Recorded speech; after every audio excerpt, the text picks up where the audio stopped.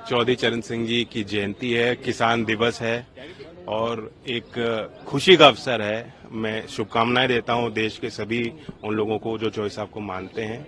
आज एक तारीख है जो हम याद करें, चौधरी चरण सिंह जी के जीवन से प्रेरणा लें, उनके संघर्षों से और उनके विचारों को आगे बढ़ाएं। कुछ पॉलिटिकल क्वेश्चन मेरे पास हैं और पीएम मोदी कह रहे हैं कि अब की बार 50% वोट पार बीजेपी मीटिंग में उन्होंने कहा 2024 के लिए। आपकी प्रतिक्रिया क्या है? देखिए, अभी चुनाव दूर है, चुनाव के पहले इन्हें कैसे पता लग जाता है कौन इन्हें पर्ची पकड़ाता है या ये कोई पर्ची चुनाव आयोग को पकड़ाते हैं, मुझे नहीं मालूम जी। अब जनता देखे इस बात को। जी, संयुक्त राज्य अमेरिका में खालिस्तानी आतंकवादियों ने एक स्वामीनारायण मंदिर पर निशाना बनाया है, तो आपका इस पर क्या कहना है? वहाँ तोड़फोड़ वगैरह कर दी गई है? नहीं, तो घटिया काम है, इस तरह का काम हुआ है और मैं अपने देश में भी जो आतंकवादी हमला हो रहा है और जो हमारे जवान शहीद है उनके प्रति अपनी श्रद्धांजलि देता हूं। जो अभी हाल ही में संसद में जी पूंछ में हुआ जी, मैं उस घटना के संबंध में जी, अभी जो हाल ही में संसद में जो हुआ उसके बाद आपने देखा कि किस तरह से कल विपक्षी जो सांसद हैं वो एकजुट हुए। अब प्रहलाद जोशी ये कह रहे हैं कि विपक्षी सांसदों को तख्तियां लाने के लिए राहुल गांधी मजबूर कर रहे हैं, तो पूरे मामले पर एक बार अपनी प्रतिक्रिया भी आप दे दीजिए। मजबूर तो इसलिए हो पा रहे हैं कि जो संवाद वहाँ होना चाहिए, जो अवसर मिलना चाहिए, ये कोई साधारण घटना नहीं है। इस बात को छोड़ दीजिए कि जो अंदर घुसे थे उनकी मंशा क्या थी, आप उस बात को छोड़ दीजिए। सवाल ये है कि जब वो अंदर आए थे उनके उसमें और भी चीज हो सकती थी, तो सुरक्षा चूक को लेके एक सवाल बनता है। उस सवाल पे हम चर्चा सदन में करना चाहते हैं, सरकार उस चर्चा से बच रही है।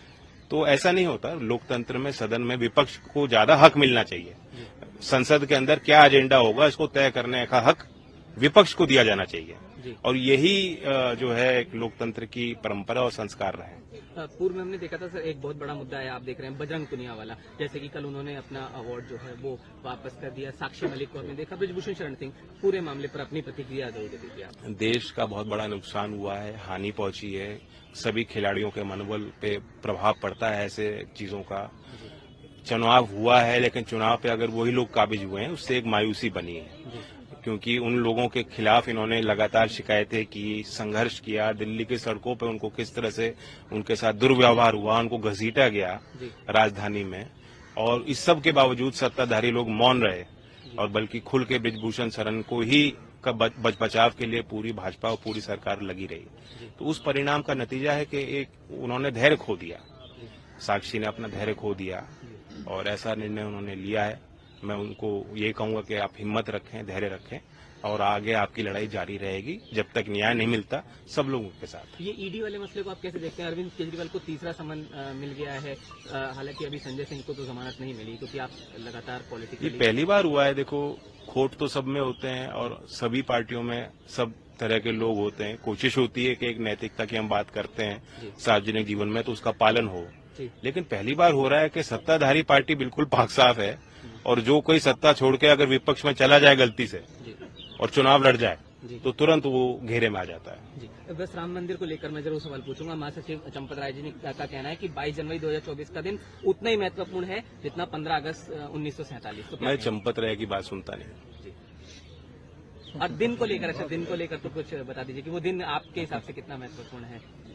ठीक है, मंदिर का निर्माण हो रहा है, मेरी शुभकामनाएं, और क्या कहूँगा। एक आखिरी सवाल, कर्नाटक को लेकर सिद्धरामैया जो है उन्होंने कहा है कि अब हिजाब वहां पर पहनना, मतलब उस पर कोई प्रतिबंध नहीं रहेगा, तो आप इसे पॉलिटिकली कैसे देखते हैं, क्योंकि 2024 का चुनाव भी है?